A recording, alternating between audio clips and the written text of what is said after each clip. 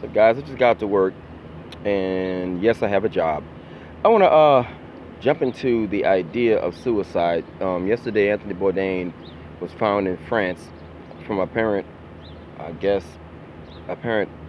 I'm going to say this. I'm going to go on a limb and speculate that it was autoerotic asphyxiation because somebody with that much to live for don't just randomly up and commit suicide for no reason when you got, fans and fan mail and you have kids and you have a legacy of food. You're eating dinner with Barack Obama and you're meeting all these dignitaries, and plus you're on the Food Network, and Food Network ain't like you're shooting porn or nothing. You kind of embarrassed of your job. You're out there doing, you're doing good work. But somebody was mentioning that, well, his wife was cheating on him. You know how many men, regular guys, who wives cheat on them and have never committed suicide? You can't stop somebody from committing suicide if they wanted to. I think David Carradine died from autoerotic asphyxiation. Robin Williams, I'm going to assume, did the same thing. I don't think this man was suicidal at all. Most of the people that commit suicide, when they want to commit suicide, they just up and do it.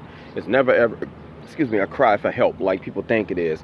I see a lot of those posts that say, and I made a post similar to that where I was like, basically, you see a friend of yours in need, but I'm not really a know-it-all. I'm a know enough. So I kind of know all the telltale signs of somebody that's suicidal. It's usually somebody that's always high on dope. They're always alcohol. They're always drunk. So it's a matter of self-medicating because they're too lazy to look for help, or they just don't want to, or they don't have it within themselves to actually deal with their own issue. That's why you'll notice certain rappers like Lil Wayne, for example. Lil Wayne when he was a little boy, he got shot and almost died. You got, he was famous ever since he was a kid on that Michael Jackson shit. So apparently this dude is going to always be drinking lean, getting high, and, partying like a rock star. And if you remember Lil Wayne, Lil Wayne actually had a couple of seizures. In fact, Rick Ross had a seizure. So it's one of those things where, you're always going to see these celebrities, in these really high stress situations, either coming close to dying. And it's not because they have a bad life. It's just that, to be creative as an artist, a lot of people don't know that. I have a fucked up childhood, like bad. So, me being as strong as I am has nothing to do with me being, a mean asshole or whatever, but I'm nowhere near suicidal. It's just that certain folks are born with a certain tenacity and certain folks are not. And for the most part, it brings me to the idea that when you see somebody on the edge of a building and you'll see somebody say, I'm going to jump, and it's mainly just a cry for attention. It ain't really they're going to commit suicide. It's just a cry for attention. Usually you'll hear somebody on the opposite end say, on the ground level, you'll hear somebody say, man, if he would have jumped, if he wanted to commit suicide, he would have jumped already. And that's a good point. At the end of the day, people that want to commit suicide, they don't want to stop. They don't want nobody to stop them from doing it. That's why you hear somebody say, if you put your mind to it, you can accomplish anything. If you want to commit suicide or you want to murder somebody, your only consequence of murdering somebody is, do I really want to get caught, or do I care if I go to jail? That's it. But other than that, it could be a cop on any corner and you will do that shit. Same thing with committing suicide. Your only consequence is, do I actually care that my family members are going to miss me? Do I think I don't matter to them? So on and so forth, and you just up and do it. That's why you'll notice people that commit suicide are always happy. They're always in a good mood because they don't want nobody to stop them. They already got it planned out. The ritual and the ceremony is my last meal. I'm going to celebrate, party like a rock star, get high, get fucked up, then go right in the room and blow my brains out. That's always the commonality with most suicide cases. Then you have the people that don't really want to feel pain, and those are the people who actually want to die slow. It's those who actually want suicide, but they'll stay high all the time. They want to overdose, but they want to overdose in their sleep. So they'll take a bunch of pills because they want to go painlessly. They want to leave Earth, but they don't want to feel the pain in the process of leaving. So you'll see somebody that's always high, they foaming at the mouth, they always nodding. You'll hear them, they on a hospital bed, they overdose, came back to life, and they're trying to overdose again. Or they always drunk. They want to die of liver failure. They want, cirrhosis of the liver. So people that's always reckless, Those are the folks that really need help. That's why there's a such thing as Alcoholics Anonymous. There's such thing as rehab and stuff like that, because those folks want help. You can only really help somebody like that if they want help. You can't stop somebody from committing suicide or trying to kill themselves slow with drugs or whatever. You can't help them unless they want the help. And that's why you hear somebody at a rehab say, I just can't take somebody off the street and kidnap them Gestapo style and make them and make them get off of drugs. They got to want it. If you don't really want it to not die, then you won't die. I mean, if you don't want to die, you won't die. For example, the kind of people that don't commit suicide are folks that have life figured out. Not folks who think they got life figured out, but folks who already got it figured out. The kind of people that love their family. The kind of folks that plan for their family. The kind of person that save all their money. Then you have the other side of people who actually, they have the YOLO creed, where you live only once. Now those motherfuckers don't plan for nothing. Hurricane evacuation come, they didn't plan for it. They didn't expect it. Now they end up, desolate, begging for help because they didn't plan. The kind of person that don't commit suicide are your alpha males and your alpha females. You'll never ever hear of a military sergeant that's in charge of all these different people. That's his extended family. That's his military family. Those guys will never ever commit suicide because their life, them being alive, or their soldiers living, depends on them making the right decisions. Alpha females are the exact same way. Now beta males are the ones you see going out causing riffraff, causing trouble. They can't handle their job. They get fired off a job, then they go and blow their brains out because they didn't prepare. Like I said, folks who actually have life figured out are the folks who plan. They have funeral arrangements already set. They have life insurance already set. They eat healthy. Folks that get high, they have low-wage jobs. They don't see no way out. They don't have no investments. They don't want to save. They don't read books. They don't actually want to learn how to eat healthy.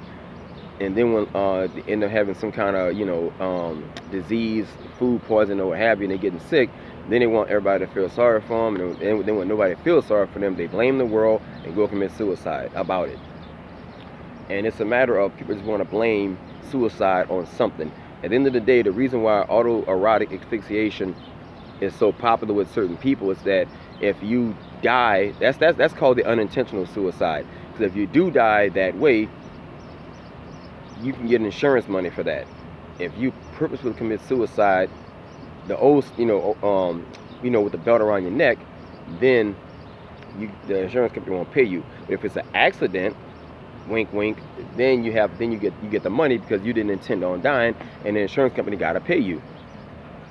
So yes, I'm not a know-it-all, I'm just a know-enough. My daddy committed suicide when I was 21 years old. The only reason why he didn't die immediately because the dog that he had, his dog was making like I guess on some lassie shit. The dog was like running in circles, barking, trying to get attention, and some people found him in the apartment building. He tried to overdose, and his dog stopped him from completing the job. So with that being, and my sister was the same. My sister was an alcoholic. We tried everything in our power to make my sister stop drinking, but she wouldn't stop drinking for nothing. So whatever his alcoholic situation was, he passed, like the gene or whatever. It jumped on her.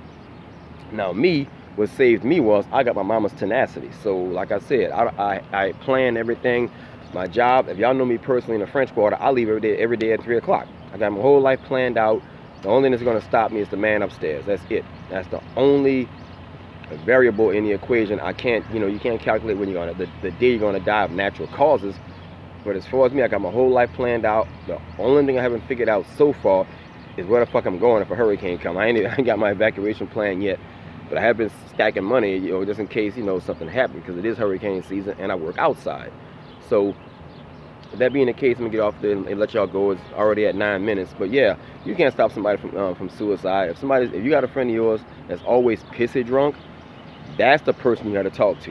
You got somebody that's always, they so high they going to sleep at the wheel, they dozing off on the job, they fucking, I knew a girl at McDonald's the other day was so high on Xanax, his asshole, her hand fell in the damn grease. She was holding, how you're getting ready for the hash browns, so she's holding a little basket up like this. Let me get y'all, as I watched it happen, she was like this. And just, I guess she must have thought she was lowering the basket in the grease, and his asshole put her whole hand in there. Somebody like that, You don't know what that person's childhood, is about, or what their home life is about. So unfortunately, people like them are the ones that you'll see that need to be pulled to the side.